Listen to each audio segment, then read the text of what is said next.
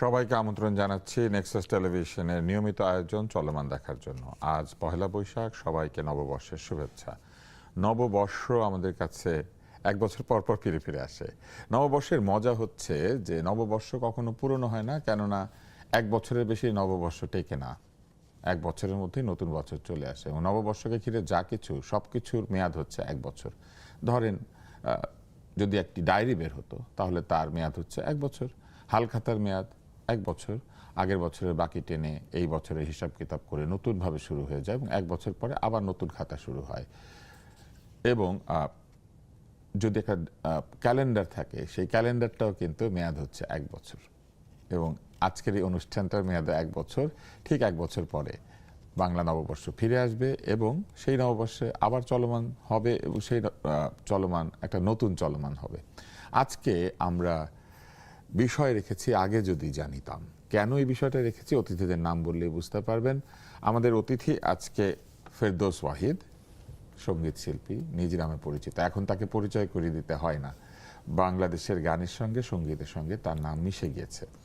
এবং বিবি রাসেল, আন্তর্জাতিক মডেল এবং ফ্যাশন ডিজাইনার। তিনি আসলে শুধু ফ্যাশন ডিজাইনার বলা যাবে না, তিনি ফ্যাশনের ট্রেন্ড সেটার। বাংলাদেশে ফিরে এসেছেন এক তারুণ্যের একটি সময়ে এবং ফিরে এসে বাংলাদেশের পোশাক, বাংলাদেশের কাপড়, বাংলাদেশের ফ্যাশন ডিজাইনিং, বাংলাদেশের মডেলদেরকে জনপ্রিয় করার জন্য দীর্ঘদিন ধরে কাজ করছেন। আমি যখন একদম তরুণ, আমি মতিঝিলে আপনার ফ্যাশন স্টুডিওতে গিয়েছিলাম। হ্যাঁ, এবং আমার ধারণা যে আপনার স্মৃতিশক্তি খুবই ভালো। আমরা সবাই তখন তরুণ ছিলাম। ধীরে ধীরে প্রত্যেক নববর্ষে এক বছর করে বয়স বাড়ে। কিন্তু আপনাদের বয়স আমি জানতে চাই না এই কারণে যে শিল্পীদের আসলে বয়স হয় না, তাদের শিল্পকর্ম সবসময় নতুন থেকে যায়। আমি এই গানটা দিয়ে আজকে এই নববর্ষের অনুষ্ঠানের হেডলাইন দিয়েছি আগে যদি জানিতাম। এই যে এখনকার যে বাংলা নববর্ষ আর আপনার ছোটবেলার যে বাংলা নববর্ষ, আপনি কি জানতেন যে এরকম একটা চেহারা নেবে? কেমন ছিল আপনার ছোটবেলার নববর্ষ আর এখনকার নববর্ষ কেমন, ফেরদৌস ওয়াহিদ? কিছু কিছু জিনিস আছে যা বলতে পারলে খুব ভালো লাগে। 50 বছর আগে আপনি একটু কথা বললেন না, প্রতি বছরই কিন্তু ঘুরে ঘুরে আসে। ঠিক তেমনিভাবে 50 বছর আগে আর বৈশাখ কিন্তু আমার মনে আছে। সেই ঘড়ি উড়ানোর সেই দিনগুলো থেকে যখন বৈশাখ আসতো, আমার কাছে কেন জানি একটু খুব সহজ সরল সাদাসিধে এটি বৈশাখ পেতাম। খুব জাঁকজমক অতটা ছিল না এবং আমি গ্রামে চলে যেতাম, ভালো লাগতো আমার কাছে। সেই গ্রামের যে মেলাগুলো, সে মাটির জিনিস ছাড়া কিছুই তেমন কিছু থাকতো না তখন। মাটির জিনিস, কদমা, বাতাসা, মুরুলি, সেগুলো এখনো পাওয়া যায়, কিন্তু পরিবেশনটাই তো অন্য। এটা যে ঝুড়ির মধ্যেই অনেক কারিশমা, কিন্তু তখন ছিল একেবারেই সাদাসিধা। আমার কাছে কেন জানি মনে হয়, হয়তো এটা আমার একান্ত নিজস্ব মত হতে পারে, কিন্তু তখনকার বৈশাখটা ছিল খাঁটি, বলি না আমরা, খাঁটি ঘি, খাঁটি সরিষার তেল, সেটা ছিল আমার কাছে খাঁটি বৈশাখ। এবং গান বাজনা এখনো হচ্ছে, সবই হচ্ছে, কিন্তু শুধু মানসিকতা একটু একটু করে প্রতি বছর চেঞ্জ হচ্ছে। এটা যে গ্রহণযোগ্য হচ্ছে না তা না, কেন এখনকার যারা একেবারে যৌবনে আছে অথবা কৈশোর অথবা 10-11 বছর, তারা তো আর জানে না 50 বছরে তাদের কাছে এটাই মনে হচ্ছে সব কিছু। কিন্তু আমি যদি সব কিছু মিলে আমার কথা বলি, আমি বলবো তখন ছিল একটি লিটল খাঁটি বৈশাখ। আর এই মেলার চেহারাটা একটু বলতে পারবেন, ওই মেলাটা কেমন ছিল? কারণ এখন তো মেলা অনেক ডিজিটাইজড, মেলার মধ্যে ওয়াইফাই আছে, মেলার মধ্যে ঢুকে লোকে রিল বানায়, ভিডিও নিয়ে ঘুরে বেড়ায়, ফেসবুকে পোস্ট করে। মজাটা ছিল ওদের একটা গেট থাকতো, দুটো কলা গাছ কেটে এনে লাগিয়ে দিল, ওটাই গেট হচ্ছে দুইটা কলা গাছ, এবং বড় জোর কিছু রঙিন কাগজ থাকে চতুর্দিকে। একটা পরিবেশটা ছিল, তাদের ঢাক ঢোলটা ঠিকই বাজত, একটি ক্ল্যারনেট যেটা সেই আগের যুগে যাত্রাতে যেটা প্লে হতো ওগুলা কিছু থাকতো, আর তাদের কথাবার্তার মধ্যে ডাক যে দিত ওর মধ্যে একটি বৈশাখী যে যারা বিক্রি করতো তারাও কিন্তু বৈশাখের টানটা দিত। আমি এমনও দেখেছি, আমি একেবারে সাজানো গোছানো জিনিস বিকেলের মধ্যে সব শেষ, একটু ঝড়েই শেষ, কালো বৈশাখী ঝড় যেটা বলে, এটা আমি সবসময় দেখিনি কিন্তু পেয়েছি। তো সব মিলিয়ে তখন যে মাঠটা ছিল, সবুজ মাঠ, বৃষ্টি বাদল না হলে এরই একটা রং থাকতো। এই রঙের মধ্যে হেঁটে যাওয়া যেটা করতাম, আমাদের পায়ে স্যান্ডেল থাকতো, কোনো কোনো সময় স্যান্ডেল ছাড়াই যেতাম। এবং তখন তো হাফ প্যান্ট মনে আছে, এখনকার জন্য যে হাফ প্যান্ট না, যেটা হতো বড়রা লুঙ্গি পরতো, কেউ পাজামা পরতো, ফতুয়াটা ছিল। এবং একটি ব্যাপার লক্ষ্য করতাম যে হিন্দু মুসলমান একসঙ্গেই তারা এতে যেত। কিন্তু ধরেন মেয়েরা যে আসতো, আমি লিপস্টিক দেখতাম না, একেবারে জাঁকজমক গলার হারও দেখতাম না, কিন্তু যা দেখতাম ভালো লাগতো। কেন জানি মনে হতো যে মাটির গন্ধ, নীল আকাশের ছোঁয়া এখনো চলছে, এখনো বৈশাখ হচ্ছে, সবাই আনন্দ করছে। কিন্তু আমার যেন মনে হচ্ছে জীবনের এই প্রান্তে এসে অনেক সময় যখন পেছনের জীবনগুলো চিন্তা করি, যে ভাবনাটা হয়, ভালোও লাগে, একটু মনেও পড়ে, খারাপও লাগে। ঠিক বৈশাখের বেলাও তা, এখনকার বৈশাখও এনজয় করি, ঠিক আছে, ওই বৈশাখের মতো না, এটা হবেও না, পারবও না। আমি জানি না, অনেকে বলে পুনর্জন্ম, এটা তো আমি জানি না, আমরা বিশ্বাস করি এক জন্ম, এক জন্মই ওই ফেলে আসা বৈশাখকে আর ভোলা পাওয়া কি যাবে যাবে, বলা যায় না। বিবি রাসেল, আপনি কামরুন্নেসা স্কুল থেকে লন্ডনে ফ্যাশন ডিজাইনিং বিরাট যাত্রা করেছেন, আবার সেই পশ্চিমের জাঁকজমকপূর্ণ নগর ছেড়ে ঢাকা শহরে ফিরে এসেছেন, বাংলাদেশে ফিরে এসে বাংলাদেশে একদম মাটির কাছাকাছি যে পোশাক সেটা নিয়ে কাজ করেছেন। এখন আপনার পরনে গামছা, গামছা প্রিন্টের সেই কাপড়। আপনি এই পুরো যাত্রাটায় যে চলে গেলেন উড়ে, আবার ফিরে এলেন, কি আপনাকে ফিরিয়ে এনেছিল? আমি চলে গেছিলাম ঠিকই, আমি কামরুন্নেসার পরে হোম ইকোনমিক্সে হ্যাঁ, পড়েছি হ্যাঁ। 2 বছর। কিন্তু দেশে তো সারাক্ষণই আসতাম, আমার বাবা মা দেশেই ছিলেন, তো বেড়াতে আসতাম। যখন পড়াশোনা করতাম তখন হয়তো অত আসতে পারতাম না, ছুটি, তারপর প্রেশার ছিল। যখন কাজ শুরু করতাম আসতাম, এসে ব্যাগটা রেখে, আমার মানে লাগেজ রেখে ঘুরে বেড়াতাম। যেহেতু আমার মা ঢাকার, আমার বাবা রংপুরের, আবার আমার জন্ম চট্টগ্রামে। বাংলাদেশকে চেনা, মানে কোন অঞ্চলে কি, এটা তো আমি মানে ব্যাকগ্রাউন্ড ওয়ার্ক করে এসছিলাম। আমি এসছিলাম আমার এই যাওয়ার পিছনে, সব কিছুর পিছনে আমার ছোটবেলাকার স্বপ্ন। আপনি জানেন আমি কামরুন্নেসায় পড়ছি, কিন্তু আমি ওল্ড ঢাকায় বড় হয়েছি। যখন ফেরদৌস ওয়াহিদ বলছিল আমি শুনছিলাম। আমি পয়লা বৈশাখ ছায়ানটের, এখন তো বড়ভাবে, তখন কিন্তু বলদা গার্ডেনে প্রথম হয়েছিল। একটা আলাদা জিনিস ছিল এসেন্স, আপনি এখনো আছে, কিন্তু এখন একদমই অন্যরকম। আপনি কয়জন এখন কলা পাতায় খায়, কলা, ওই যে বলছো কলা গাছ এখন তো কেটেই ফেলে কলা গাছ। তারপরে আপনি এই মুড়ি মুরকি এগুলি যখন আপনি কিনতেন, তখন একটা কাগজের ঠোঙ্গা কিংবা পাতার, কাঁঠাল পাতার ঠোঙ্গা। আমি কিন্তু ফিরে এসে আমার কাজে ওগুলি সবগুলিকেই আমি লাগিয়েছি। আজকে আমরা যেটা বলছি এনভায়রনমেন্ট ফ্রেন্ডলি, তখন আমরা এগুলি সব করতাম। আর আরেকটা জিনিস, এখন সবাই পার্লারে যায় শাড়ি পরতে, আমি একদম ছোটবেলায় শাড়ি পরেছি পয়লা বৈশাখে। আমার বাবা বলতো পয়লা বৈশাখ বাঙালির একটা উৎসব, প্রাণের উৎসব শাড়ি। আমি কিন্তু শাড়ি পরা শিখেছি পয়লা বৈশাখ, ওই যে পরেছি। আজ পর্যন্ত আমার শাড়ি অন্য কেউ পরিয়ে দেয়নি, আমি নিজেই পরেছি। একটা কমফর্ট আছে না, নিজে যখন লুঙ্গিটা বানবেন আপনি নিজের কমফর্টে বানবেন। আর আমি ফিরে এসেছি কেন, আমি কিন্তু পাস করেছি 76-এ।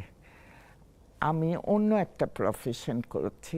আমার নামটা ডিজাইনিংয়ে আমি রেখে দিয়েছিলাম বাংলাদেশের হ্যান্ডলুম, কেন আমাকে স্বপ্নই দেখিয়েছে বাংলাদেশের তাঁতি, গামছা, লুঙ্গি। তখন তো ফেরিওয়ালারা আসতো, তখন কিনা ছিল, ওগুলিও দেখতাম।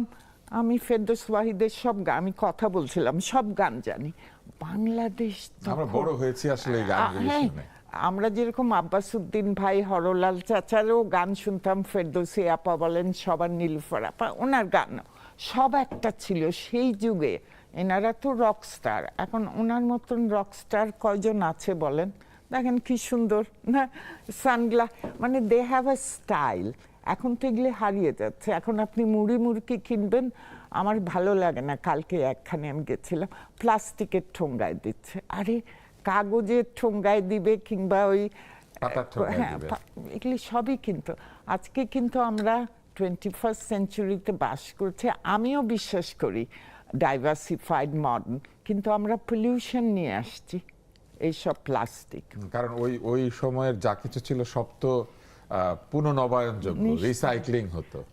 এবং এই যে এখন আবার পাতা কিংবা কলা রিসাইক্লিং পাতা কিংবা ফিরে কাগজ, আসছে, কিন্তু ফিরে এসছে না সচেতনতার জন্য, ফিরে এসছে যেমন আপনি বলবেন দেখবেন সাস্টেইনাবিলিটি, ডেভেলপমেন্ট, এগুলি সব হয়ে অনেক গেছে সুন্দর সুন্দর ফ্যাশনের term, হ্যাঁ। ওয়ার্ড। কয়জন বুঝে স্লো ফ্যাশন? স্লো ফ্যাশন বুঝে না তো কি স্লো ফ্যাশন, ফাস্ট ফ্যাশন, এগুলি সব ওয়ার্ডগুলি এগুলি প্রপারলি ব্যাখ্যা করা হয় না। আপনি কি একটু বুঝিয়ে বলবেন স্লো ফ্যাশন কি আসলে? স্লো ফ্যাশন হলো যেটা fast fashion mainly garments and slow fashion. আপনি স্লো ভাবে মানে আপনি আস্তে আস্তে উঠবেন, but you take care of fabric, environment, যেটা আপনি কেমিক্যাল ইউজ করবেন না, হ্যাঁ, যেগুলি তার মানে যেটা সংস্কৃতির অংশ হয়ে যাবে। সংস্কৃতির অংশ, plus it's something heritage and culture. তাহলে শাড়ি কি স্লো ফ্যাশন? শাড়ি এটার কোনো ব্যাখ্যা নাই। Sari is the unique thing. এটা তো একটা আপনি 7 মিটার্স আর 6 মিটার্স যেরকম আপনি নিজের এটা নিজের drape মধ্যে করতে হয়, ট্রেন পেঁচাতে হয়। শাড়ির পেঁচাতে হয়। আমার মনে হয় না পৃথিবীর কোনো ড্রেস শাড়ির থেকে বেশি অ্যাট্রাকটিভ নেই। যে কোনো মেয়েকেই আপনি শাড়ি পরলে একটা আলাদা জিনিস, ওকে, হ্যাঁ, এটা স্লো ফ্যাশন। ফাস্ট ফ্যাশন কি?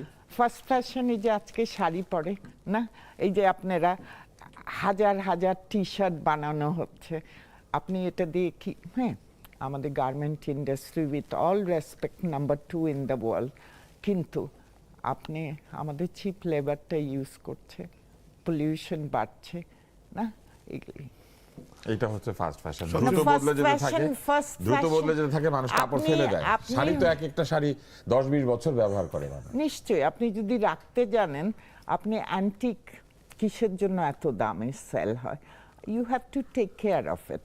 আপনি ভালো করে সেটাকে রাখলে যে কোনো জিনিসই, মানে আপনার নিজের শরীরও যত্ন নিলে ভালো করে থাকবেন। যত্ন না নিলে তো আপনি এখন খেলেন এত তেল দিয়ে, এত বিরিয়ানি খেলেন, you are not taking care. তার মানে স্লো ফ্যাশন আসলে হেরিটেজের অংশ, যেমন হ্যাঁ, তেমনি slow মানুষের জন্য ভালো। মানুষের জন্য অনেক ভালো।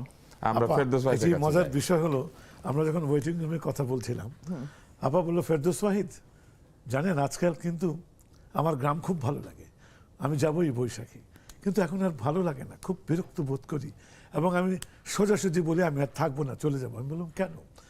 বলে সেই কলা পাতা নেই, হিন্দি গান বাজছে, মানে অন্য ভাষার গান বাজছে, হিন্দি বলে কথা না, যে কোনো তারপরে- উৎসবে তো আমরা এখন বিদেশি গান বাজাই, হ্যাঁ, বিদেশি গান বাজছে, এবং দেখা যায় হয়তো এবং- 2-1টা বাংলা গান বাজলো, কিন্তু রাতের বেলা হঠাৎ একটা নতুন জিনিস আবিষ্কৃত হয়েছে। আরেকটা বড় ব্যাপার, আমি ইন্টারফেয়ার করছি, আমার কেন ভালো লাগে না, আমি যখন আগে তাঁত এলাকায় অনেক ছোটবেলার থেকেই যাই, আপনি ঠাক ঠাক, আমার মনে হ্যাঁ, একটা হতো, শব্দ হয়। হ্যাঁ, মনে হতো এসডি পার্মানেন্ট টাকঢুম টাকঢুম বাজায়। স্পিন্ডেলটা যাতায়াত হ্যাঁ, করে, এখন তো মাকু। রিয়েল তাঁত নেই, সব পাওয়ার লুম কিংবা মেশিন। আপনি তাঁতের আওয়াজ কি শুনবেন? সবগুলির হাতে মোবাইল গান দিয়ে দেয়, তাই না? আপনি তো এখন থাকেন, আপনি দেখেন ওটা যে কি ও বিরক্তিকর। মানে তাতে কাজ করতে করতে গান শুনতে সব শুনতে মোবাইল, সেটা হ্যাঁ, গান সেলফোনে শুনে- গান শোনে। হ্যাঁ, কিংবা কথা বলতেছে স্পিকারে রেখে। আপনি প্রত্যেকটা ঘরে কতগুলি মোবাইল আছে, এই যে চাইনিজ মোবাইল, কোরিয়ান মোবাইল, আপনি অ্যান্ড্রয়েড কিনতে পারেন 1000-1500-এ, তাই না? একেবারে। মানে এক ধরনের শব্দ অনেক। দূষণে আমরা আক্রান্ত হয়েছি। তো আমি আমরা দাওয়াত করলাম, গ্রামে আসেন, বলে যেতে পারি এক শর্তে, সেটা হলো আমার বাড়িতে। বললো লাকড়ি চুলার পাক হতে হবে, মাছ সেই মাছ হতে হবে, সেই গন্ধ ভাত। আমি অবাক হয়ে তাকিয়ে থাকলাম, আমার খুব ভালো লাগছিল তার কথাগুলো। এই যে গামছা, আমরা আপনার কাছে ফিরবো, গামছা বিষয়ে ফিরবো, শুধু গামছা না, লুঙ্গি বিষয়ে ফিরবো। আমরা এই পর্যায়ে একটা বিরতি নিচ্ছি, চলমানে ফিরে আসবো। বিরতিতে যাওয়ার আগে আরেকবার নববর্ষের শুভেচ্ছা জানাই, ফিরে এসে আরো একবার নববর্ষের শুভেচ্ছা জানাবো। ফিরে এলাম বিরতির পরে। চলমানে নতুন বছর শুরু হয়েছে, নববর্ষের আবারও শুভেচ্ছা জানানোর কথা ছিল, জানালাম। ফেরদৌস ওয়াহিদ, আপনাকে সবাই খুব ফ্যাশনেবল মানুষ হিসেবে জানে। আপনি যখন গান গাইতেন, এই চোখে সানগ্লাস থাকতো, আপনারা ভাইরা মিলে গান গাইতেন, অনেক সময় হ্যাট পরে গান গেয়েছেন আমার মনে আছে। আপনারা নানান ধরনের পোশাক নিয়ে এক্সপেরিমেন্ট করতেন। কিন্তু এই যে আপনি বললেন যে গামছা এবং লুঙ্গি নিয়ে কথা হবে, একটু বলেন গামছা এবং লুঙ্গির আমি বৃত্তান্ত। আপনার সঙ্গে দেখা হয় এই চলমান জীবনে, অনেক কথা হয় না। ফেরদৌস ভাই কি লুঙ্গি পরেন? হ্যাঁ আপনি কি লুঙ্গি পরেন? হ্যাঁ, অবশ্যই। গ্রামে থাকে লুঙ্গি পরে না, এটা আমি বিশ্বাস কিন্তু করব না। সবচেয়ে মজার বিষয়, বাংলাদেশে একটি মাত্র জিনিস যা ছাড়া কোনো কাজই হয় না, সেটি হলো গামছা। Absolutely. আপনি দেখেন কোনটায় না হয়, কিন্তু সেই গামছাকে উনি শাড়ি বানিয়ে একদম গায়ে জড়িয়ে নিয়েছেন। এর চাইতে- গামছা দিয়ে কি কি কাজ হয় আমাদের কি- একটু কি বলেন। না আমাদের হয়? নতুন কি না প্রজন্ম হয়? কিন্তু গামছা ব্যাপারটা আপনি- বোঝে না, এখন টাওয়েল বোঝে। আপনি আপনি গোসলে যাবেন, লাগবে। কিছু মুছবেন, লাগবে। এমনকি মেয়েরা চুল শুকাবে, লাগবে। গাড়ি মুছবেন, লাগবে। যেখানে যান ওজন গামছা- নিতে গেলে লাগে, সব মাথাল কিছুতেই বানায় গামছা। সেটা লাগে, সেই কিছু গামছা বাঁচতে আজকে- হলে গামছা দিয়ে না, বাঁধা আপনি যায়। গ্রামের দিকে দেখবেন মাছও ধরছে। হ্যাঁ, মাছ আমি ধরে গামছা ছোটবেলায় দিয়ে। অবাক হতাম যখন যেতাম, যেমন বেগম সুফিয়া কামাল, আমি নানি বলি, রাজ্জাক নানা, এরা কিন্তু গোসল করে গামছা দিয়ে পেঁচাতো, আমার মা সব। তারপর যখন গ্রামে যেতাম, গ্রামের মানুষ মানে, তারপর আপনি প্লিজ আমাদের মুখ, আপনি নিশ্চয়ই দেখেছেন, গামছা আপনিও ছাঁকনি হিসেবেও ব্যবহার করা না যায়। না, মুক্তিযুদ্ধর আপনি আর্কাইভের ছবি হ্যাঁ, দেখেন, নিশ্চয়ই গামছা পরা আপনার মানুষ মনে সব। হয় না মাথায় গামছা পেঁচানো, ক্রেডিট কোমরে গামছা বাঁধা। আমাদের গামছা কিন্তু একটা প্রতীক হওয়া উচিত, একটা সামান্য ফ্যাব্রিক, যেটা বলা হয় যে গ্রামের মানুষরা টাওয়ালে। আমি কিন্তু ছোটবেলার থেকে গামছা ইউজ করছি, বিদেশে ছিলাম তখনও গামছা, এখনো গামছা ইউজ করি আমার গোসল করার পরে। মানে একটা আলাদা জিনিস। তো গামছা আমাদের প্রতীক হওয়া উচিত ছিল, ঠিক না? গামছা দিয়ে কোনো কিছু ছাকা যায়, হ্যাঁ, গামছা দিয়ে সব জিনিসপত্র এই বেঁধে রাখা বাংলাদেশে হয়। কোনটা গামছা ছাড়া হয় আমাকে বলুন। হ্যাঁ, আমিও যে ওই জানি কাজটা না। হয় না। তার মানে হবে গামছা না। একটা মানে মাল্টি ডাইমেনশনাল। বাচ্চাদের সঙ্গে আপনি ওদের ধমক একটা দিবেন, এই তোমাকে fabric। কিন্তু বাঁধবো, এবং বাচ্চাদের হাত বাঁধা হয় ওই গামছা, আবার খুলে দেয়। এই যে এর ভিতরে কেন জানি আমার মনে হয় আনন্দ, বেদনা, সুখ, শান্তি, এত দেখা, সুন্দর, শোনা। এত কালারফুল। গামছা কি একটা মায়াময় 100 কাপড়। 100 বার। এবং আমরা দেখি যে নানান রঙের গামছা হয়, গামছার রঙের বৈচিত্র্য বিরাট। আর আরেকটা জিনিস দেখেন গামছার মধ্যে, আমাদের তো জামদানি আছে এক্সকুইসিট, এটা একটা ক্লাস অ্যাফোর্ড করতে পারে। গামছা কিন্তু সবাই অ্যাফোর্ড করতে, বড় লোকরাও পারবে, সাধারণ মানুষও, একটা ফকিরও গামছা পেঁচায় থাকতে পারবে। থাকবেই। মানে গামছা, আমাকে সবাই বলে আপনি গামছা ধরেছেন কেন? আমি বললাম ওরা আমাকে স্বপ্ন দেখিয়েছে। আর কালার কম্বিনেশন, আমি আমার বাবা মাকে বলতাম আমি পড়াশোনা করে কি করব, অভাবে বড় হয়নি, আমার কালার পেন্সিল সব ছিল, ওরা তো আমার থেকে ভালো করে। তার মানে গামছা এই যে গামছা রঙের বৈচিত্র্য, এত রঙিন একটা কাপড়, কিন্তু এই এত রং কোথা থেকে আসে? মানে এত রং তারা আপনি কোথা এটা থেকে বলছেন পায়? তুষার, আমরা 6 ঋতুর দেশে বাস করি, আমরা নিজেরা এটাকে দেখাই না। গামছার তাঁতিরা কিন্তু গ্রামে থেকে, এখন উনিও দেখে এই পরিবর্তনটা, ঋতুর পরিবর্তন, এখন উনি গ্রামে থাকে, আমাকে বলেছে উনি। আমার যতই আমিও বিদেশ বলি। যাই না কেন, আমার লাগে যে দুটো গামছা থাকবেই। হ্যাঁ, মানে আপনার গামছা থাকতেই হবে। বিদেশ ঘুরে আসে। হ্যাঁ, একদম আমারও। থাকতেই হবে দুটা।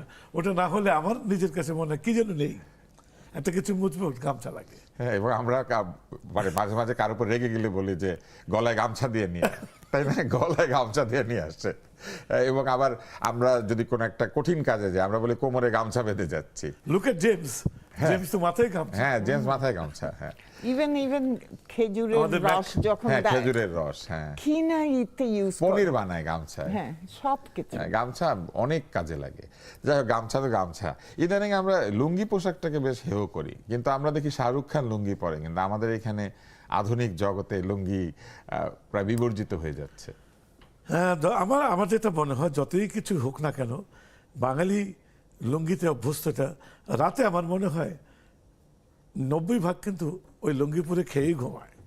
এই লুঙ্গি পরার যে আনন্দ, রাতে লুঙ্গি পরে ঘুম, আমাকে যতই স্লিপিং ড্রেস দেন না কেন আমি পরবো না। লুঙ্গির মজা কই পাবো, এই যে এটা যখন জড়ানো হয়, যখন শুয়ে যায়, যেদিকেই যাই না কেন, মনে হয় যে হ্যাঁ ঠিকই। একটা রাজকীয় পোশাক। আমাদের দেশ কিন্তু জমিদার না লুঙ্গি হয়েও রপ্তানি করে, জমিদার। আমাদের বাংলাদেশ থেকে লুঙ্গি রপ্তানি হয় এবং হ্যাঁ, ভারতে অনেক রপ্তানি না, হয়। ইভেন শ্রীলঙ্কা যায়। আমি এটা নিয়ে বলতে চাচ্ছি, আমি লুঙ্গি নিয়ে কাজ করছি, তখন আপনি দেখেন, আপনি ইয়াং জেনারেশনকে ইনফ্লুয়েন্স করতে হবে। আমি, আপনি বা উনি কয়টা কিনব? আমি রিসেন্টলি আমার ডিজাইনের মধ্যে লুঙ্গি না, সবাই ওই টাইট করে বাঁধতে পারে না, ইলাস্টিক দিয়ে প্যান্টের মতন করছি।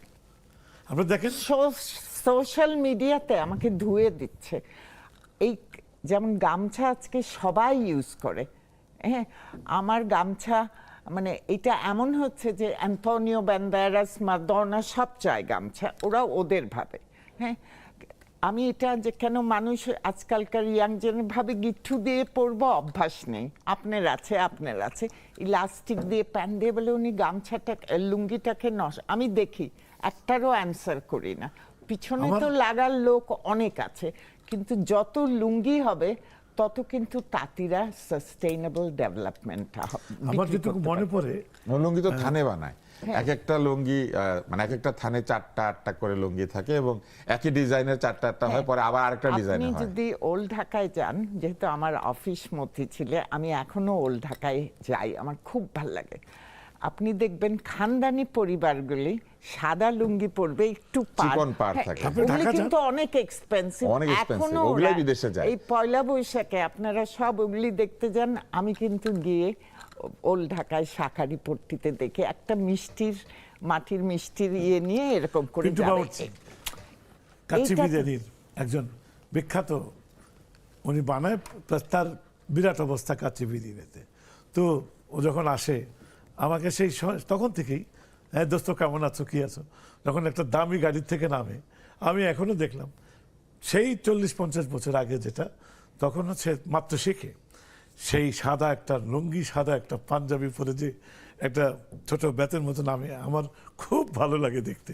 আপনি আমাদের সিলেটের হারুনুর রশিদ বা একজন কেউ ছিল, একদম খোমেনির সময় ইরানে পররাষ্ট্রমন্ত্রীরা গেল, তো হি ওয়াজ দ্য ম্যান যে লুঙ্গি পাঞ্জাবি পরেছিল, একটা গামছা ছিল। তো যখন নাকি উনি যায়, খোমেনি সাহেব নাকি তাকে, সেই আমি তখনকার কথা বলছি, একদম স্বাধীনতার পরপর, তাকে নিয়ে তার পাশে বসেছে because of this national dress, তার কাছে নাকি এত ভালো লেগেছিল। হ্যাঁ, উনি simple। এখনো তো দক্ষিণে, ভারতের দক্ষিণে কিন্তু আমাদের হ্যাঁ। লুঙ্গি আপনি দেয়। কিশোর কুমারের ছবি দেখেন, ম্যাক্সিমাম হ্যাঁ, লুঙ্গি পরা আছে, অশোক কুমারের ছবি আছে লুঙ্গি পরা, এবং ওই সময় সম্ভ্রান্ত ব্যক্তিরা কিন্তু লুঙ্গি পরতেন, এবং লুঙ্গির নানান ধরনের সম্ভ্রান্ততা আছে, মানে দামি লুঙ্গি আছে, অনেক দামি লুঙ্গি, যেটা অনেক সময় স্যুটের দামের চেয়েও বেশি। এবং আমাদের এখান থেকে কিন্তু দামি দামি লুঙ্গি সেখানে যায়, এবং শাহরুখ খান যে লুঙ্গি ডান্স পরে লুঙ্গি নেচেছেন, লুঙ্গি পরে লুঙ্গি ডান্স নেচেছেন, সেখানে কিন্তু বাংলাদেশি লুঙ্গি ছিল। এটা না, হচ্ছে না, আমাদের আমি নিজেই তো পড়া শুরু করেছি। এখন আস্তে আস্তে আসে, আমার গ্রামে যখন বাজারে যাই, কোনো এটিএম বুথে গেলেও আমি কিন্তু লুঙ্গি পরে যাই, সবাই একটু অবাক হয়, বাট আই এনজয় ইট। এবং কোনো কোনো দেশে লুঙ্গির নাম হচ্ছে সারং, যেমন ইন্দোনেশিয়া, মালয়েশিয়ায় সেটা ন্যাশনাল ড্রেসের অংশ।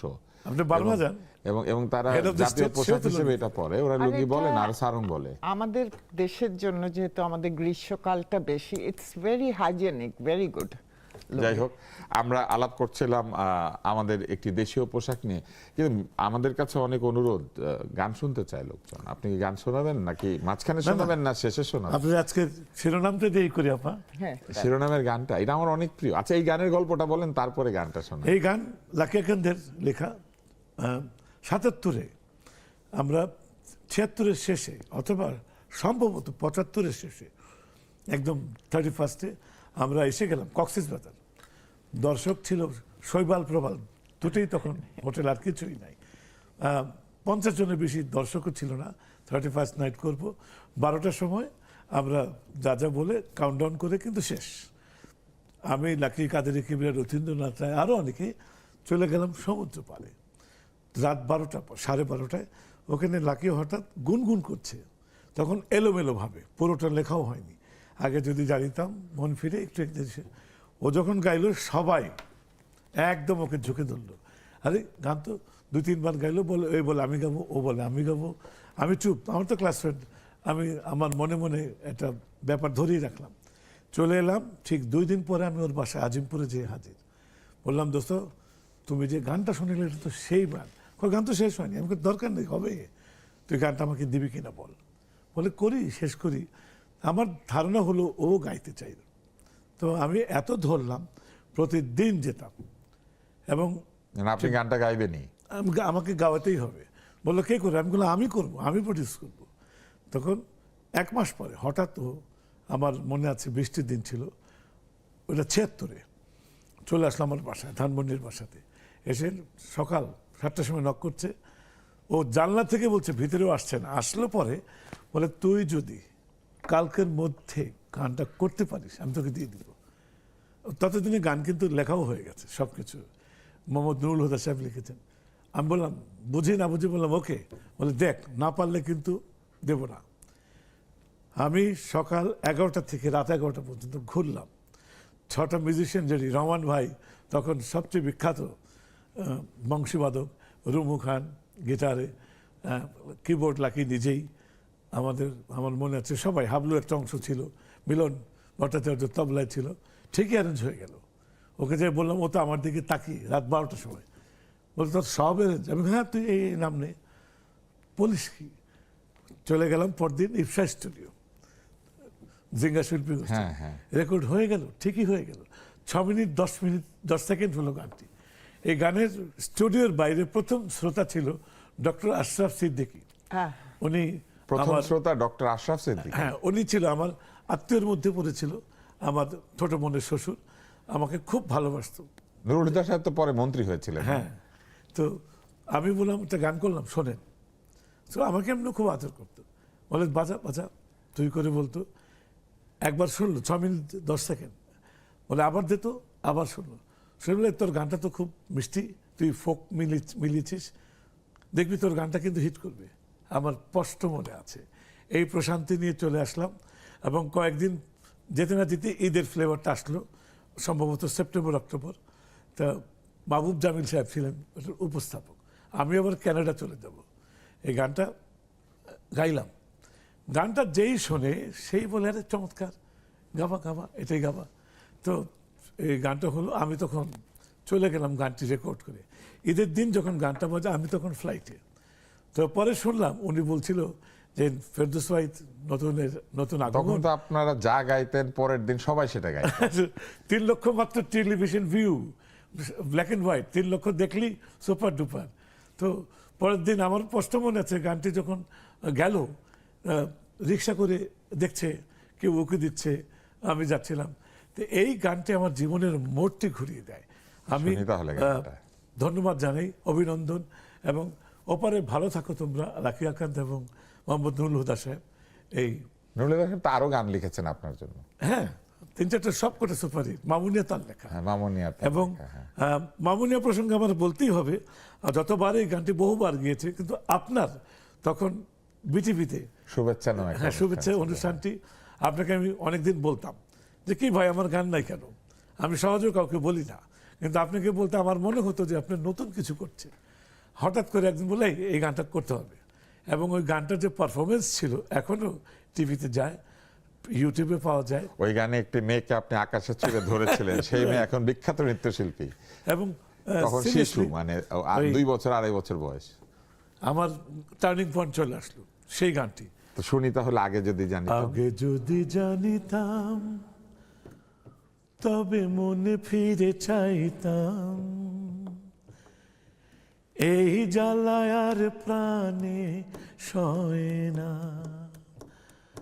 রে, এই জ্বালায় আর প্রাণে সয় না। ও হো মনরে, কিসের তরে রয়ে গেলি তুই, আগে যদি জানিতাম, তবে মনে ফিরে চাইতাম, এই জ্বালায় আর প্রাণে সয় না। লাকির সুরে যে কর্ডের বিন্যাস, কথার মধ্যে যে নতুনত্ব, মানুষের মনে একদম ঢুকে গেল। ঢাকা রেকর্ড কোম্পানি টিভিতে যাওয়ার পরে আমাকে ঢাকা রেকর্ডে আমরা এটা শুনেছি বললেন যে গানটা দেন, আমরা বার করব। উনি বার করলো 77 সনে। এই 45 গানটা আরপিএম এর রেকর্ড, একদম ছোট্ট, সেই এই পাশে 2টা গান, ওই হ্যাঁ। পাশে 2টা গান। বড়টাও বের করেছিল, এলপিও বের করেছিল। এটা আমার জন্য জীবনে অনেক অনেক বড় পাওনা।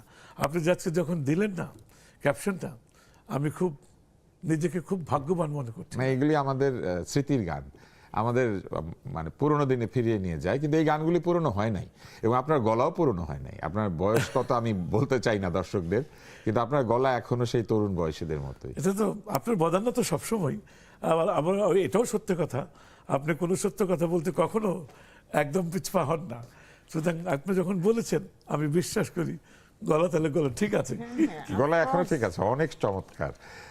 আমরা হয়তো আরো গান শুনবো, আরো গল্প শুনবো। আমরা আজকে গান গল্প আড্ডাতে মেতে থাকবো, কেননা এটা নববর্ষের অনুষ্ঠান, প্রত্যেকদিন আমরা রাজনীতি নিয়ে কথা বলি, কিন্তু আজকে আমরা কথা বলছি রাজনীতি নিয়ে, কেননা রাজনীতির পেছনে মূল যে শক্তি সেটি কিন্তু সংস্কৃতি। চলুন তাহলে বিরতি নিয়ে ফিরে আসি। অনুষ্ঠানের পেছনের একটি শক্তি হচ্ছে বিরতি। বিরতির পর ফিরে এলাম চলমানে। চলমান রয়েছে এবং নববর্ষের প্রথম দিনও এখনো চলমান, দিন এখনো শেষ হয়নি এবং আমাদের অনুষ্ঠানও শেষ হয়নি। বিবি রাসেল বাবার হাত ধরে শাড়ি পরে, মায়ের হাত ধরেও গিয়েছেন, মেলাতে গিয়েছেন, বৈশাখ উদযাপন করেছেন, পুরনো ঢাকায় বড় হয়েছেন। পুরনো ঢাকার খাবারের একটা প্রসিদ্ধি আছে এবং সেই সব খাবার এখনো আছে, কিন্তু নতুন প্রজন্মের মধ্যে এক ধরনের ধারণা তৈরি হয়েছে যে বাংলাদেশের পোশাক ঠিক দ্রুত কাজ করার জন্য উপযোগী না, এটা আমাদের কাজের ক্ষেত্রে অনেক সময় বাধা সৃষ্টি করে, এটা এক ধরনের স্লো পোশাক, এটা খানিকটা খরচও বেশি, এরকম একটা ধারণা তৈরি হয়েছে। আবার অন্যদিকে খাবারের বেলাও আমরা দেখেছি যে আমাদের পুরনো খাবারগুলি হারিয়ে যাচ্ছে, আমাদের এক ধরনের নতুন খাবার এসেছে এবং আমরা একটা আন্তর্জাতিক খাদ্যাভ্যাসে আমরা অভ্যস্ত হয়ে উঠছি। আপনি এই বিষয়টাকে কিভাবে দেখেন? ছোট্টবেলায় মানে যখন বাবার সাথে যেতেন, কি ধরনের খাবার খেতেন আর এখন কি অবস্থা দেখেন? তখন যে খাবার খেতাম, খাবারের টেস্ট কিন্তু এখনো আমি খাই। এখনো যদি বলেন আমার প্রিয় খাবার কি, গরমের দিনে এই খালি পয়লা বৈশাখের জন্য একদিনের জন্য বসে থাকি না পান্তা ভাত খাওয়ার জন্য। আপনি প্রায়ই খান? হ্যাঁ, আমি ভাত পানি, যেহেতু আমার নিজের কাজ আমি নিজে করি, পানি দিয়ে রেখে দেই, অফিস থেকে এসে খাই। এখনো আমার প্রিয় খাবার হলো ভাত, ডাল, ভর্তা, আলু ভর্তা বা সবজি। খাবারের টেস্ট আপনি দেখেন প্লিজ, ইটালি সে কবে থেকে পাস্তা বানায়, এখনো বানাচ্ছে, পিৎজা। তারপরে আপনি ধরেন অনেক সময় আমি অনেক ব্যস্ত, সেটা ওনারা রাস্তা দিয়ে যাচ্ছি, যেমন এখানে এসছি, খিদা লেগেছিল, উনি কানটাকি ফ্রাইড চিকেন খেলো, ঠিক আছে, ফাস্ট ফুড আমরা খেয়ে নেই যে কেউ, কিন্তু অরিজিনাল খাবারের তো আপনি মানে কোনো বিকল্প নেই। বিকল্পই নাই। পোশাক, এখন কি পোশাক, আপনি কি সুইমস্যুট পরে কমফোর্টেবল? কিছুই পরলেন না, গরম একটা বিকিনি আর এটা পরলেন, ডিপেন্ড করে। আমি তো অনেক বছর বাইরে ছিলাম, যেহেতু আপনি দেখবেন আমি এমনি ধরেন একটা মানে পোশাক পায়জামা বা একটা টিউনিক পরলাম, সবসময় একটা ওড়না থাকে, কেন আমি কোন এরিয়ায় যাচ্ছি কি না যাচ্ছি, আর আমার অনেক ভাল লাগে ওড়না, গামছা, ওড়না দিয়ে মুখ মুছে। কিন্তু আমি শাড়ি পরে তো ঘুরে বেড়াই, গ্রামে হাঁটি, এটা আমার মতন করে লাইক লুঙ্গি, কমফর্ট জোনে আমি কোনো অসুবিধা, আমার শাড়ি পরতে 5 মিনিটও লাগে না। কাজে তো আসলে কোনো অসুবিধা না, তৈরি করে এখন না। ডিপেন্ড আপনি কোথায় যাচ্ছেন। আপনি একটা অফিসিয়াল প্রোগ্রামে যাচ্ছেন, হ্যাঁ, সেখানে আপনি ওরকম ড্রেস কোড থাকে, বলে ন্যাশনাল, বা আপনি একটা স্যুট বা কিছু পরবেন। যেমন আমি আজকে টেলিভিশনে এসেছি, আমি চিন্তাই করতে পারি না আমি একটা সালোয়ার কামিজ পরবো, এটা আমাদের পোশাক না, পাকিস্তানি পোশাক। আমি কিন্তু শাড়ি পরে, আমাকে কোনো অফিসিয়াল প্রোগ্রামে শাড়ি ছাড়া আপনি দেখবেন না। I feel it very comfortable. এখন কে কি কমফোর্টেবল ফিল করে না, ওনার একটা লুক, উনি একটা রক স্টার। হ্যাঁ, আমি যখন আরেকটা প্রফেশন করেছি হয়তো বা আমার ওদের পছন্দ মতন কাপড় পরতে হতো, বাট আমি যখন নিজের কাপড় পরি, হ্যাঁ, আমি কিন্তু শাড়িতে আই ফিল ভেরি কমফোর্টেবল। এখন এখানে তো একটা বেনারসি পরে বসে থাকবো না, আমি একটা শাড়ি পরছি, আমি হ্যান্ডেল করতে পারি গরম ওয়েদারে, এটা ভালো, ইভেন ইটস কালারফুল। আমি টেলিভিশনে আছি, আমি সবাইকে দেখাচ্ছি আমাদের তাঁতিদের হাতে জাদু আছে। এটা তো আমার ডিজাইন হতে পারে, আমি করিনি। Invisibly credit goes to the 50% of the nation যাদের সঙ্গে আমি কাজ করি। ফেরদৌস ওয়াহিদ, খাবারের অভ্যাস তো আসলেই বদলে গিয়েছে। আপনি দুই ধরনের খাবারই অভ্যস্ত। এইমাত্র শুনলাম যে ফাস্ট ফুডও পছন্দ করেন, ফ্রাইড চিকেনও পছন্দ করেন, আবার বাঙালি খাবার, আপনি কাচ্চি বিরিয়ানির কথাও বলেছেন। তরুণ সমাজের খাদ্যাভ্যাস বদলে যাচ্ছে কেন? আপনার কি মনে হয় যে কি কারণে এই তরুণরা দেশি খাবার থেকে আসলে একটু একটু করে সরে আসছে? এবং দেশি খাবার বলতে তারা যা খায় এখন সেটাও এক ধরনের ফিউশন খাবার, ধরুন চটপটি খায় কিংবা চলমান জীবনে বিবর্তন তো থাকে, সিঙ্গারা সমোচা খায়। এবং সিঙ্গারা খুব তো আমি চমৎকার ছোটবেলার থেকে সিঙ্গারা খেয়েছি, খুব এখন মজা, হয়তো হ্যাঁ। সাইজটা বড় হয়েছে। না, প্রশ্নটা কিন্তু খুবই প্রাসঙ্গিক এবং চমৎকার। বারবার বললেন না, নাজিরাবাদের যে রোডটা পুরনো শহরে ঢুকে, যেটাকে বলা হয় নাজিরাবাদ নেভার স্লিপস, সারা রাত খোলা থাকে, যাচ্ছে আসছে, কি নাই সেখানে। আমি আমার ব্যক্তিগত যদি কথা বলি যে হ্যাঁ, আমার KFC ভালো লাগে, আমার কখনো বার্গার ভালো লাগে, সব কিছুর পরেও আমি বলবো যে আমার নিজের, আমার যেমন কাচ্চি বিরিয়ানি ভালো লাগে একটা সময়, হাজি বিরিয়ানি 1927 থেকে যেটা চলছে সেটাও ভালো। কিন্তু সব কিছুর পরে আমাকে যদি বলেন, আমি এই বিবি রাসেলের সঙ্গে একমত। এখনো সপ্তাহে একদিন দুদিন হলো গরম ভাত, একটু ঘি, আলু ভর্তা, ডাল, এটা সঙ্গে যদি একটা ডিম ভাজা আসে, হ্যাঁ, আর কথাই perfect। নাই। আরেকটা আপনার বলতে চাই তুষার আপনাকে, আমার যে ছেলেরা বাইরে থেকে আসে, ওরা কিন্তু এখানে এসে বার্গার বা পাস্তা খেতে চায় না, ওরা দেশি খাবার খেতে চায়। আমার ছেলেরা ওই যে বললো ওল্ড ঢাকায় গিয়ে খেয়ে আসে, ওদের একটা আলাদা জিনিস। আপনি এখনো দেখবেন হাজির তেহারি এখনো কাঁঠাল পাতা। আমি কি করতাম, আসতাম যখন জমাতাম, এসে এসে ট্রাঙ্কের ভিতর আমার যে কত ছোটবেলাকার জিনিস, আমি অবাক হয়ে যেতাম কি সুন্দর করে। এখনো কিন্তু দেখবেন শেষ হয়ে গেলে ওদের কয়েকটা ডেকচি বানায় বড়, আর নাই। আপনি ওই টেস্ট কোথায় পাবেন? আপনি বিদেশে গেলেও যেই দেশে যান, ধরেন ফ্রান্স, ইটালি, ওদের ট্রেডিশনাল জিনিসগুলি খান। অফকোর্স ফিউশন থাকবে, আমরা 21st সেঞ্চুরিতে বাস করি, অন্য দেশেরও খাবার থাকবে, সবই তো। কিন্তু আমার কাছে ধরেন বাইরের থেকে আসলো আমার নিজের পরিবার, তারা কিন্তু এসে আমাদের বাঙালি খাবারই খেতে চায়। এটা তো কোনোদিনও যাবে না। আপা, তখন কিন্তু এই কাঁঠাল পাতার যে ব্যাপারটি, তখন কিন্তু একটা বিকল্প ছিল না, ওটাই ছিল মেইন। আজকে বিকল্প হলেও এই হাজি বিরিয়ানিতে যখন যাওয়া হয়, ধরেন আমি খেতে বসবো, একটা প্লেট থেকে দিন, কিন্তু আমি যদি বলি আমাকে দুটা পার্সেল দাও, কাঁঠাল পাতাতে দিবে, অন্য কিছুতে না। এই যে ট্রেডিশনটা আজকে একটা বিকল্প ধরে রেখেছে, কিন্তু আসলেও ভালো লাগে। এটা অন্যরকম একটা ব্যাপার কাজ করে। আমি যেমন বাইরের থেকে আসলে আমার আত্মীয় স্বজন অনেক যারা আছেন, যারা খুব বর্তমান ফুডে বিশ্বাসী, মডার্ন ফুডে, যখন দাওয়াতে যায় 15-16 জন আমার বাড়িতে, তখন আমি ইচ্ছে করে এই বাংলার খাওয়াগুলোকে আমরা করি। আর লাকড়ির চুলায় হয় সেই আপনার আর মাছের ভুনা, ইলিশ মাছ ভাজা, মাছগুলো বিশেষ করে চিংড়ি মাছের, এগুলা যখন ওরা খায়, ওরা কিন্তু খাওয়ার পরে জিজ্ঞেস করে বিদেশ থেকে যারা বড় হয়, তো এটা কি, এটা কি, এটা কি, এবং তারা বলে, ওরা একটাই ভাষা, ওয়াও ফ্যান্টাস্টিক, এটা ওরা বলে। কিন্তু একদম পরিবেশ ওদের ভালো লাগে বলেই বলে। আপনাকে আমি বলতে চাই, আমি যেহেতু অনেক গ্রামে গ্রামে ঘুরে বেড়াই, আমি যখন নর্থে যাই মাঝে মাঝেই থামি কান্তজির মন্দিরে। দেখেন সেই সময় টেরাকটা দিয়ে মহাভারত ইলিস্টোর, এরা তো জিনিয়াস।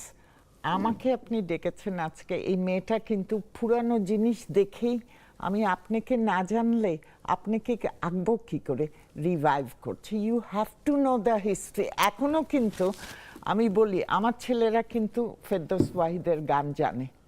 হ্যাঁ, আপনি নতুন কবে থেকে বব মার্লির গান এগুলি হচ্ছে না, এস.ডি. বর্মন শুনছে।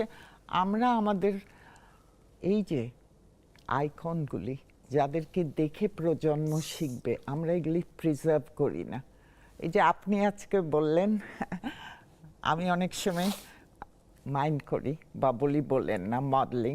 আমি যখন মডেলিং করেছি তুষার, আমি আমার মা বাবা দেশে ছিল, যারা আমাকে মাটি ছুঁতে দিয়েছে, আজকে আমি মাটির গন্ধ কি জানি, তাদেরকে দেখবো না, আই কুড অ্যাফোর্ড টু, সবসময় আসতাম। পৃথিবীর সব দেশ, ইভেন পার্শ্ববর্তী দেশ আমাকে অফার করেছে। যেই প্রফেশনে, যেই দেশে যারা এই সব শিল্পের সঙ্গে, তারা তো আমাকে সুন্দরী মনে করে না, ভাবে এই কুৎসিত মেয়েটা। বাংলাদেশ ছাড়া আমাকে সব দেশেই অফার করা হচ্ছে। তো আমি চাই না আমি মডেলিং করে আমি যে পয়সা আর্ন করেছি, যেহেতু এখনো ভোগ বলে বিবির জায়গা খালি, কেউ নিতে পারেনি এই এশিয়ার থেকে, সেটা দিয়ে 94 থেকে এখন পর্যন্ত 30 বছর এই মেয়েটা নিজের পয়সা দিয়ে নিজের স্বপ্ন পূরণ করছে, তাই না? আমাকে ইন্ডিপেন্ডেন্ট বানিয়েছে। সেকেন্ড হলো যে মিডিয়া আমাকে তৈরি করেছিল, ইভেন বিদেশি মিডিয়া, তারা আজকে আমাকে একটা স্ট্যান্ডিং ওভেশন দিচ্ছে। আমার পয়সা নাই, আমি পাবলিসিটি করব, কিন্তু 30 বছর নিশ্চয়ই চুরি করে কাজ করছি না, কেউ তো এগিয়ে আসে না। হ্যাঁ দিবে, আমি যদি একটা কর্পোরেট খুলতাম, হ্যাঁ অনেকে বলে আপনি দেশে কিছু করেন না, জানেন আমি কি চুরি করে করব? সংস্কৃতির পৃষ্ঠপোষকতা হ্যাঁ পুরনো দিয়েই, কিন্তু আমরা কেন ঠিক সেইভাবে পাই না? আমরা জানি না। এই প্রশ্নের উত্তর আপনি দিবেন। আপনার কি মনে হয় আমরা এই উত্তরটা আমরা নেব আপনার কাছ থেকে একটা বিরতির পর? ঝটপট তড়িঘড়ি খাদ্য যেটা আমরা ফাস্ট ফুড বলি, ঠিকই আছে, ঝটপট তড়িঘড়ি একটু ভালো লাগে, কিন্তু যখন নাকি পরিবেশনটা আসে বোয়াল মাছের ঝোল, তারপরে এই আপনার আর মাছের ভুনা, ইলিশ মাছের দো পেঁয়াজি, যখন এটা হয় তখন আমি কি বলি জানেন? নাও ইট ইজ রয়্যাল, রাজকীয়। হ্যাঁ, আমরা ভাবি আমাদের দেশ দরিদ্র, কিন্তু আমাদের সবকিছুই কিন্তু এই মশলার জন্য তো ব্রিটিশরা আজকে নিয়ে গেল ইন্ডিয়া। সেই বাংলাদেশ এসেছিল একটা মশলা গোল্ড মাইন, বাণিজ্য আমাদের করতে। যে ঘি নাই, আমরা যদি এটাকে পজিটিভ চিন্তা করে একজন আরেকজন, আপনি ভালো কাজ করছেন, আই শুড প্রেজ ইউ। আমি তো ওনাদের সবাইকে চিনি, উনি যখন একদম তুঙ্গে তখন আমি বিদেশে। হ্যাঁ, আমার বাবাও বলতো, যেহেতু আমরা একটা সংস্কৃতি বনা পড়ে, তোমরা ফেরদৌস ওয়াহিদের গান শুনেছো এগুলি, আমি তো ইটালিতে বসে বসে লন্ডনে ওনার গান শুনতাম, বলছিলাম সব চিনি। চিনবো না কেন? এরা দেশের রত্ন। তো আমরা ফিরে আসব, আর একটা ছোট্ট বিরতি নিচ্ছি, বিরতির পর আমরা ফিরে আসছি চলমানে, আমাদের সাথে থাকুন। বিরতি শেষ হয়েছে, ফিরে এসেছি চলমানে। এইবার আমরা ফিরে যাব আপনাদের তারুণ্যের দিনের সবচেয়ে অহংকারের দিনগুলিতে। আপনারা মুক্তিযুদ্ধ দেখেছেন এবং মুক্তিযুদ্ধের সময় আপনারা একেবারেই তরুণ। তো সেই যে মুক্তিযুদ্ধের সময়ের যে প্রবল দেশপ্রেম, মানুষের আত্মত্যাগ, এই সব কিছু দেখেছেন। যুদ্ধের পরে এসে আপনারা নতুন কিছু করতে শুরু করেছেন, একটা নতুন পেশা। আপনার পেশাটি সম্পর্কে বাংলাদেশের মানুষের খুব একটা ধারণা ছিল না। কেন? আমি তো ভাবি, দেখেন আমি, আপনি, উনি তিনজনই না, আমরা কাপড় ছাড়া এখানে আসতে পারতাম না, সেইটি নয়। সেই কাপড় দিয়ে লজ্জা থাকে। আমাদের দেশে যেরকম ওনার মতন, আপনার মতন, আমার মনে হয় আমার একটা স্লোগান আছে, উন্নয়নের জন্যই ফ্যাশন। কিন্তু আমি যে জানি কি নিয়ে কম্পিটিশনে আমি টিকতে পারবো, যেহেতু পার্শ্ববর্তী দেশ। হ্যাঁ, ফ্যাশন মানে না দোকানদার।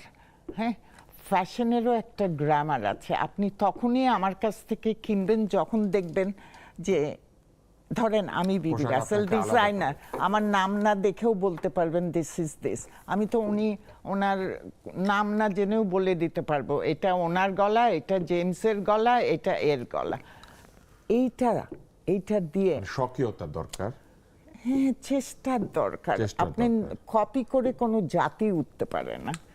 তো আমরা মুক্তিযুদ্ধের পর আমরা দেখলাম যে আপনারা একেবারেই নতুন শব্দ গানের মধ্যে, নতুন সুর, নতুন ধরনের যন্ত্রানুষঙ্গ, নতুন ঢং আপনারা নিয়ে এলেন।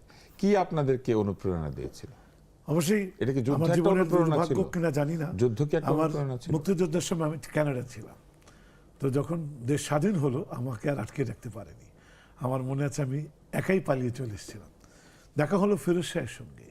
আমার ভিতরে তখন ওই জিনিসগুলো কাজ করতো। আরেকজন এত এলভিস প্লে, পছন্দের ডিজনি শো মানুষ দেখতাম, ছিলেন। টম জোন্স, এঙ্গেলবার্ট হাম্পার্টিং, তখন তো মাইকেল জ্যাকসন আসেনি, কিন্তু এলভিস প্রেসলির যে শোম্যানশিপ, ওটা যেন আজও কেন আমার কাছে ওই বললাম রয়্যাল লাগে, রাজকীয় লাগে। ওকে যখন এখনো বলে না দি কিং, তো আমার কাছে লাগে। তো ফিরোজ শাহকে দেখতাম নতুন কিছু করতে চাইত, ওর সঙ্গে আমি শেয়ার করলাম। ও এগুলো শুনে চলে গেল, আমাকে নিয়ে গেল আজম খানের কাছে। আমরা বসলাম, বসে বসে আমরা কি করলাম, তারপর শুরু হলো আজম খানের সেই হাইকোর্টের মাঝারে, বাংলাদেশ, এই যে গানগুলো একেবারে নতুন একটা ফিল, নতুন একটা কথা, রিদম নতুন। ফিরোজ শাহ আমাকে বললো তুমি, আমি ধরলাম এই যে দুনিয়া কিশোরে লাগিয়া, আবার ওদিকে চাঁদ জাগে দুনিয়াটা। তখন বললো চলো আমরা এগুলো, আমি বললাম রেকর্ড করি চলো। এই যে রেকর্ড হলো, আমার মনে আছে এত দূর যাওয়ার দরকার নেই, কিন্তু যখন ঢাকা রেকর্ড কোম্পানি থেকে বের হলো, সেখানে আমার মনে আছে তখন প্রতি রোববার সে যে কেন এলো না, কিন্তু তখন সুপার ডুপার হিট, রংবাদ ছবির গান। হ্যাঁ রংবাদ ছবি। ওই সময়ই আমাকে যখন চয়েস দেওয়া হলো যে কারটা আগে বার করবো, আমি সভাপতি বলবো যে আজম খানেরটা। আজম খানেরটা আগে বের হলো, আমারটা 2 সপ্তাহ পরে হয়েছিল। তো ওর গান ছিল হাইকোর্টের মাঝে ওরে সালেখা মালেকা। একদম। এবং এটা যেদিন বার হলো শুক্রবার, 10,000 কপি বিক্রি হলেই তাদের কাছে ছিল একটা সুপার ডুপার হিট। তারা বলতো 9 টাকা চারানা একটা অ্যালবামের দাম। 9 টাকা চারানা। চারানা তো এখনকার লোকজন বোঝে না। চারানা মানে 25 পয়সা। 25 পয়সা। দুটা গানই একদম সুপার ডুপার, সেজে কেন এলো না, পাশাপাশি আজম খান। বাংলাদেশের সঙ্গীত আকাশে হয়ে গেল নতুন একটি এরানা এবং নতুন একটি ঢং, যেটা আপনি বলছিলেন সবকিছুই আলাদা। এই হলো মানুষের কান বদলে গেল, যুবক সমাজ একেবারে কি বলবো নতুনত্বের তুঙ্গে চলে গেল। শুরু হলো আমাদের পপ সঙ্গীতের নতুন জগৎ, নতুন ধারা। সমালোচনা সহ্য করতে হয়েছে, অনেক কিছু হয়েছে, কিন্তু তারপরেও ঘুরতে ঘুরতে আজকে এই অবধি দেখা গেল বাংলাদেশের পপ সঙ্গীত একটি বিশেষ ধারাকে গ্রহণ করে আজকে নিজস্ব জায়গা। আপনার সেই প্রথম অ্যালবামের 2টি গান আপনার মনে আছে? 4টা গান কিছু ছিল। কিছু কিছু তার আগে আমি একটা, আপনি জিজ্ঞাসা করেছেন মুক্তিযুদ্ধ, আমরা একটা দেশ পেয়েছি বাংলাদেশ, আমরাই একমাত্র নিজেদের সংস্কৃতি বাঁচা। আমার কাছে 71 যে কি, 71কে ধারণ করি দেখেই আজকে এগোতে পারছি। গান তারপরে ওর থেকে দেখেন কথাগুলো শুনলে আপনি বুঝবেন। দুনিয়াটা মেলা, প্রেম প্রেম খেলা, খেলতে গিয়ে এ কোন জ্বালা, জ্বালা রে জ্বালা। ওই সময় এই গান তখন একেবারেই বিপরীত ধর্মী, কথাগুলো স্ট্রেট ফরওয়ার্ড এবং মানুষ গ্রহণ করলো এবং হয়ে গেল Super নতুন hit। একটা নতুন একটা সঙ্গীতের সম্পর্ক, নতুন একটা ধারা আসুক না, এটাই তো চলমান আজকে আপনার প্রোগ্রামের নাম। আপনার আরো অনেক গান আছে, এমন একটা মা দে না, হ্যাঁ। এমন একটা মা দে না। আপনার যে গানটি আমি বলবো সবসময় যে আপনার প্রমোশনটা ছিল সবচেয়ে ভালো। তালে তালে সকলি নাচে, বাবুই দোলে তালের গাছে, টুনা টুনি নাচে তালে তালে নাচে, আমি যে হাই নাচে জানি না, জারি সারি ভাটিয়ালি, যা খুশি গানে চেগা, মামুনিয়া মামুনিয়া মামুনিয়া মামুনিয়া মামুনিয়া মামুনিয়া মামুনি মামুনিয়া। বাচ্চাদের সম্বোধন করে যে গান, হ্যাঁ, এবং এবং একটা খুবই সুন্দর গান এটা হয়ে গেল বড়দের গান। যেখানে প্রাণীদের নাম আছে, কিন্তু এটা এটা বড়দের সবাই গান হয়ে গায়, গেল। একদম বাচ্চাদের থেকে ও বিড়ালের ছানা গারে গান গান, এবং আমি আপনাকে তারে দেখেছি না রে তারে না। আমাদের হ্যাঁ। বেশ কিছু গান ওনার ফ্যাশন শোতে ইউজ করতে। হ্যাঁ অফ খুব কোর্স, ভালো এগুলি লাগতো তো আমার কাছে ব্যাপারটি। একটা এই যে রিদেম আছে, আর promotional-টা। মানে হ্যাঁ, মানে আসলে এখন তো- আবার আপনার এগুলি গেতে হবে আসলে যা মানুষ। জনপ্রিয় গান সেগুলি তো মানুষ যুগে যুগে জনপ্রিয়ই ব্যবহার থাকে, করবে, ওটা যুগে কোন- যুগে ব্যবহার করবে। এমন একটা মা দেনার লিরিক্সও কিন্তু খুব চমৎকার। মা তুই থাকলে কত ভালো লাগে, সারা জীবন কোনো কিছু আর লাগে না, এমন মা হবি তুই যে মায়ের সন্তানেরা, যে মায়ের সন্তানেরা কান্দে আবার হাসতে জানে, এমন একটা মা দে না, এমন একটা মা দে না, যে মায়ের সন্তানেরা, যে মায়ের সন্তানেরা কান্দে আবার হাসতে জানে। এই গানটি যখন তুঙ্গে 2.5-3 বছর পর আমি ডক্টর নাসির আহমেদ অপু, ওর লেখা ছিল, ওরই সুর করা, ওকে জিজ্ঞেস করলাম, ভাই এই মাকে বলতে তুমি কি মিন করেছো? ও আমাকে উল্টো প্রশ্ন করলো, তুমি কি মিন করো? আমি বলি, কেন, মাকে তো মাই মনে করি, এবং এটা মাকে মনে করি আমরা গানটা করি, ভিডিও অলরেডি স্টার্ট হয়ে গেছে। বলে, হ্যাঁ তোমার কথা ঠিক আছে, কিন্তু আমার ধারণাটা একটু ভিন্ন। আমি বলি, বলো বলো। 3টি বছর চলে গেলে আমাকে তো গানের অর্থ বুঝে গাইতে হবে। তারপরেও 50 বছর চললো। বলল, আমি মাকে বলতে বুঝিয়েছি দেশ মাটিকে, এমন একটি মাটি হবে, এমন সন্তানেরা আসবে, ছেলেরা মেয়েরা একসঙ্গে সুখে দুঃখে কষ্ট করে এই দেশকে গড়ে তুলবে। এমপ্যাথি থাকবে, মানবিকতা থাকবে, এই কথাটা আমি এখনো একসাথে বলি। কাঁদতে পারবে, একসাথে হাসতে একসাথে। পারবে। এটাই নাকি ছিল ওর মনের কথা, জানলাম 3 বছর পর। হ্যাঁ, কিন্তু গানটা শুনলে বোঝা যায় যে এটা দেশ। আব্দুল্লাহ সাইদকে ছিলেন স্যার, যখন সপ্তবর্ণা করলো, তা আমি একটা সুযোগ চাইলাম, স্যার আমি আপনার সব ব্যবস্থা করব। আমি তার ডিরেক্ট স্টুডেন্ট ছিলাম ঢাকা কলেজে, সব করব, আপনি যা যা চাচ্ছেন, আমার একটি শর্ত। বলে, কি? আমি একটা গান করবো। ওটাই ছিল টিভিতে লিপস প্রথম গান, এর আগে লিপসিং বলে কিছু হতো না, ডিরেক্ট রেকর্ডিং ছিল ওটাই। বললাম, একটু শোনাও গানটা। গানটা তখনও প্রচার হয়নি, নিয়ে গেলাম। স্যার একেবারে স্পষ্ট মনে আছে, 3 বার শুনলো। ঠিক আপনি বললেন না, গানটা শুনলেই বোঝা যায়। এবং তখন বলেছিল, আমি তোমাকে বলে দিচ্ছি গানটি তুমি গাবেই, কিন্তু আজ থেকে 20 বছর পরে দেখবি গানটির আবেদন একেবারে এই থাকবে।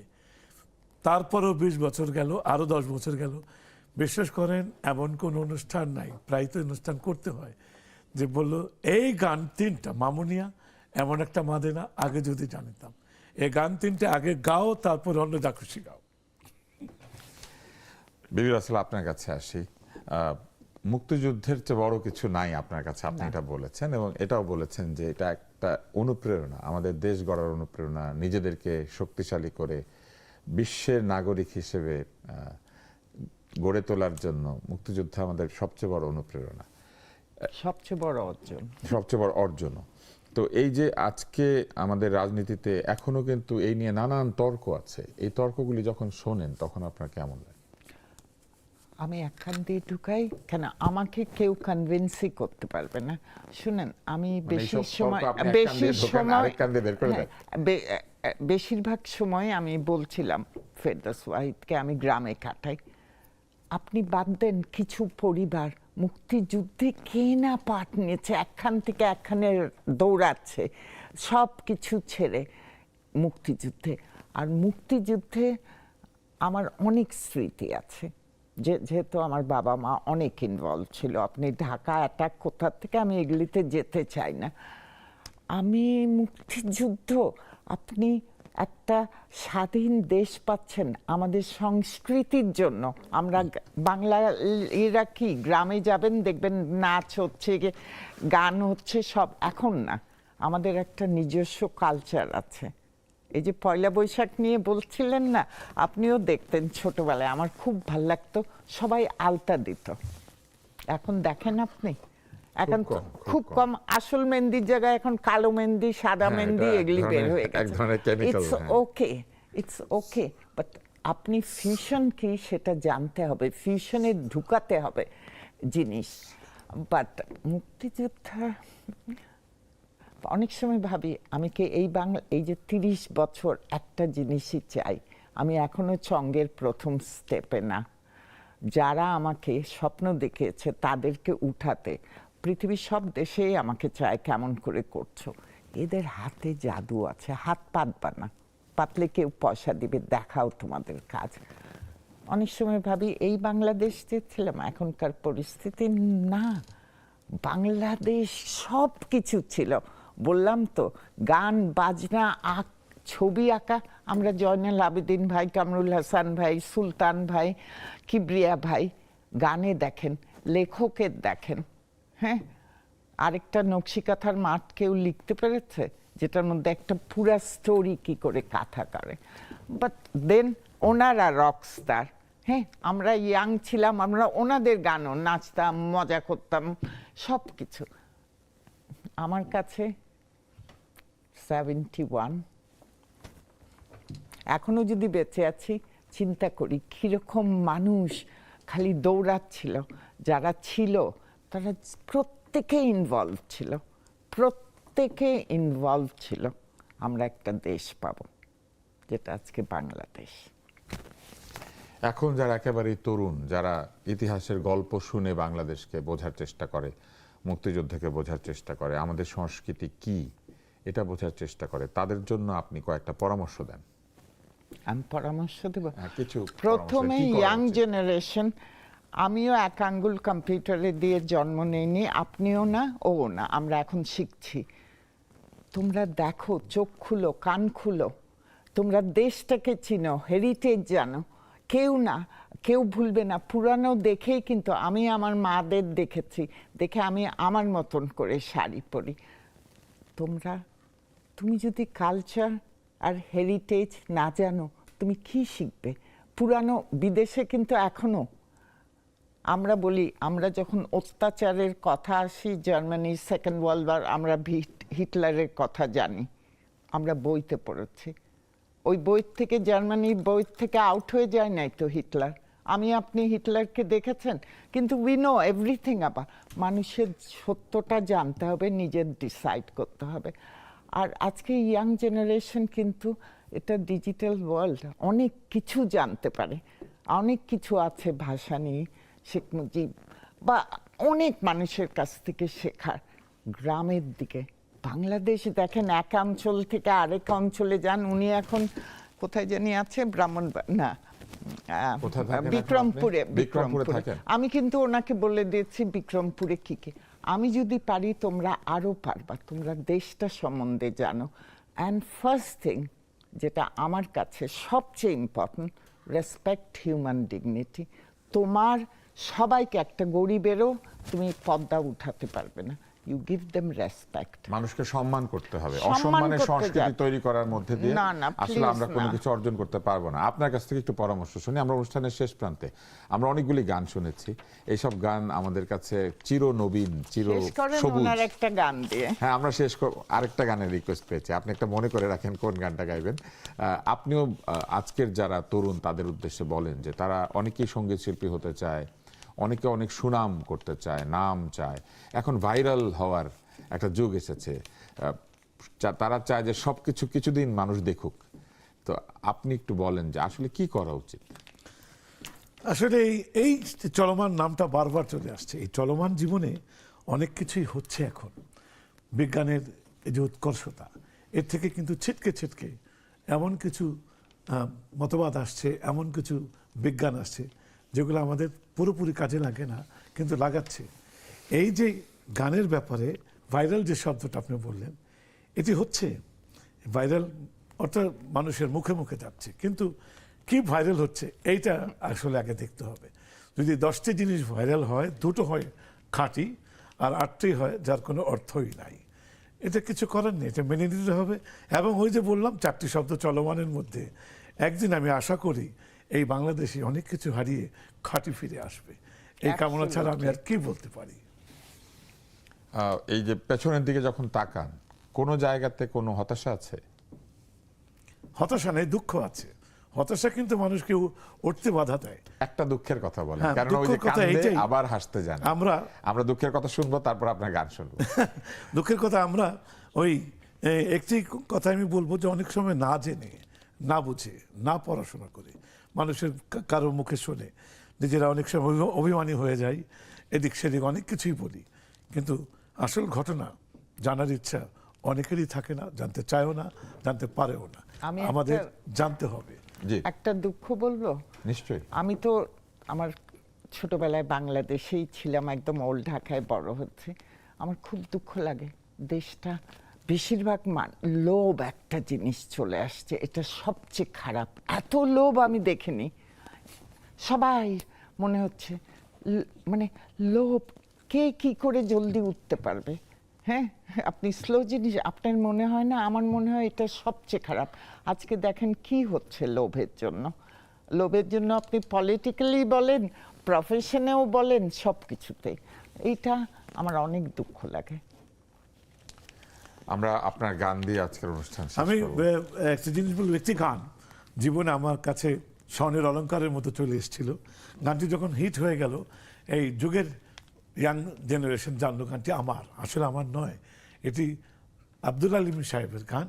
কিন্তু উনি তো জানেন, তো উনি একজন মাইল ফলক বাংলাদেশের, আব্দুল আলিম সাহেব। ওনার পাশে বসে আমি অনেক গান, ওনারই গান শুনেছি। তো মিজানুর রহমান সাহেব, ইবনে মিজান, উনি এসে বললো তোমার কণ্ঠ আমি শুনেছি। ইবনে মিজান ছিলেন হ্যাঁ, চলচ্চিত্র পরিচালক, তখন একদম উনি নামকরা ভোর চলচ্চিত্র পরিচালক। একদিন চলে আসলো এবং এসে বললো তো আমার একটা ছবি, তুমি এই গানটা করবে, আমি তোমার কণ্ঠ শুনেছি, তোমার গলার পপ সঙ্গীত খুব মানায়। আমি তো খুব খুশি। কোন গান? এই যে দুনিয়া। তো আমরা শুনবো আপনার গানটা, গল্পটা শুনবো। আমি আসলে বিদায় নিয়ে নিতে চাই, কেননা গানের পরে কথা কেউ শুনতে চাইবেন না। চলমানের আজকের অনুষ্ঠান দেখার জন্য আপনাদের সবাইকে অনেক অনেক ধন্যবাদ জানাচ্ছি। আজকে যে দুজন মানুষ আমাদের মধ্যে ছিলেন, এরা যার যার কাজে আমাদের জীবনে কিংবদন্তি, এবং তাদের যে কাজ, সেই কাজ আমাদের জীবনের সঙ্গে মিশে আছে, মিশে থাকবে। তাদের গান, তাদের কাজ, তাদের বাংলাদেশের প্রতি তাদের যে অবদান, সেটা আমরা শ্রদ্ধার সাথে মনে রাখি এবং রাখবো। আমরা এই গানের মধ্যে দিয়ে অনুষ্ঠানটা শেষ করব। এই গানটি যার গান, তিনিও কিন্তু একজন অত্যন্ত শ্রদ্ধেয় মানুষ। অসংখ্য চমৎকার সব গান গেয়েছেন, পল্লীগীতি, মানুষের গান, ফোক সং আজকালকার মানুষ যেটাকে বলে, এই ক্ষেত্রে তিনি অপ্রতিদ্বন্দ্বী একজন মানুষ ছিলেন। আমরা আপনার গানটার গল্প শুনে গানটা করতে করতে আমরা বাড়ি যাব। আপনি একটু আগে দুঃখ করছিলেন না, এটা এটা নানান কিছু। আসলে চলুন না, এই গানটা একসাথে গাই, নিজেরাই বুঝতে পারবো। হ্যাঁ, না না, নিশ্চয়ই। আপনি গান, আমি তাল। আমি না, চেষ্টা করতে পারি আপনার সাথে। সঙ্গীত করলে তো ভালো। গান তো সব। এই যে দুনিয়া কিসের লাগিয়া এত যত্নে গড়াই আছেন সাই, এই যে দুনিয়া ছায়া বাজি পুতুল রূপে বানাইয়া মানুষ, যেমনি নাচাও তেমনি নাচি, পুতুলের কি দোষ। যেমনি নাচাও তেমনি নাচি, যেমনি নাচাও তেমনি নাচি, তুমি খাওয়াইলে আমি খাই, আল্লাহ তুমি খাওয়াইলে আমি খাই, এই যে দুনিয়া। হাকিম হইয়া হুকুম করো, পুলিশ হইয়া ধরো, সর্প হইয়া দংশন করো, ওঝা হইয়া ঝাড়ো। হাকিম হইয়া হুকুম করো, পুলিশ হইয়া ধরো, সর্প হইয়া দংশন করো, ওঝা হইয়া ঝাড়ো। তুমি বাঁচাও তুমি মারো, তুমি বাঁচাও তুমি মারো, কেবল আল্লাহ তোমা চাই, আমি কেবল আল্লাহ তোমা চাই, এই যে দুনিয়া কিসের লাগিয়া এত যত্নে গড়াই আছেন সাই, এই যে দুনিয়া, এই যে দুনিয়া, এই যে দুনিয়া।